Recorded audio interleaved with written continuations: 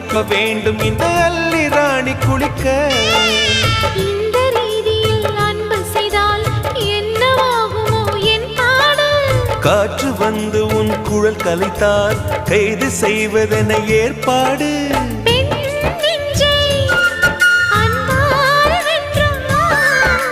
ஹே ராணி, அந்த இந்திரலோகத்தில் நான் கொண்டு தருவேன் நான் ஒரு பூவீதம்.